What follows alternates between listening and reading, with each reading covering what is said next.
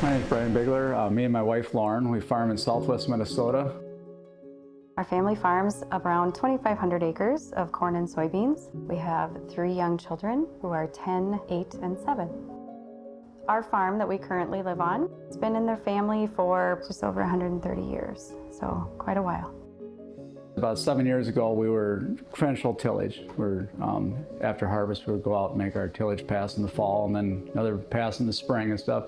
And we had started having more of these big rain events in the spring. We would see a lot of washing, a lot of erosion that way. And then in the winter, we would also notice with bare soil, we are very windy around here since we are near the Buffalo Ridge. So we would have a lot of wind erosion.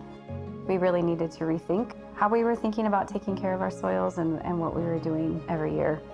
That spring, I just got done planting, and a few days later, we got 3 inches of rain in about an hour. And I had ruts and gullies washed all over the field.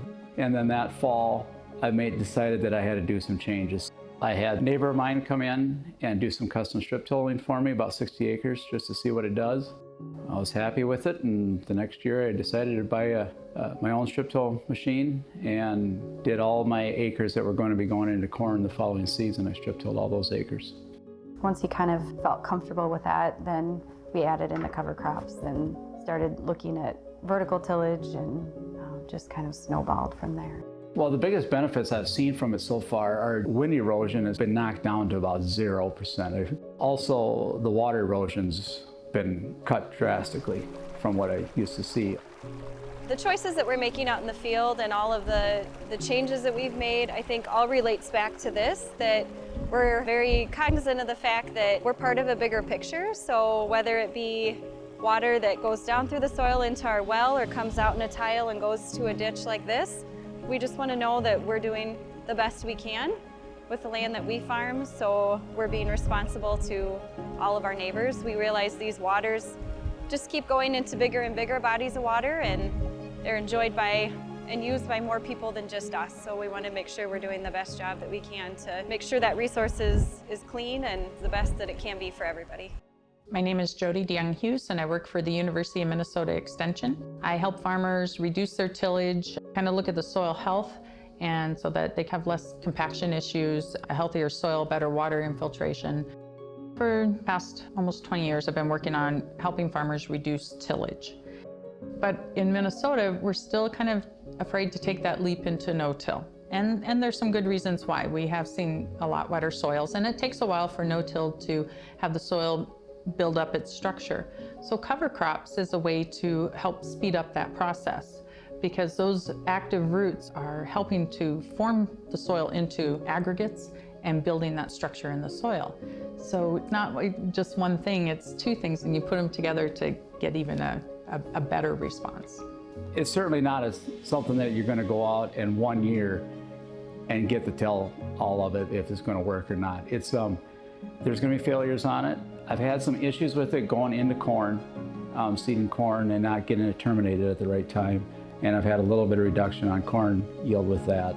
Then once in a while, the way I do apply it, you are relying on a rain to get the stuff growing. You're not seeding the stuff into the soil so you get good seed soil contact, you get it to grow all the time. So sometimes that can be a hindrance on it. My name is Nick Peiske. I'm an agronomist. That's what we do at Central Crop Consulting, is agronomy services and advice. Some of Bryan's early questions around strip till was, like everybody else's, what do you think of it? Is it going to work, or what have you seen? And my experience back then was pretty limited, and he moved forward with it, and I was shocked. I mean, the first year or 2, he still pulled off some pretty good yields that were similar to what we were seeing or should have been expecting those years in the area. And so that started to change my mind then at that point. Since then, I mean, it seems like it's only gotten better and a little more steady over time. The financial benefit is kind of hard to put into a nice, neat package. You have small savings here, you have small savings there, whether it be fuel. We use a lot less fuel for tillage than when we were doing full conventional tillage, 1/2 to 1/4 of the amount of fuel per acre that we were using before.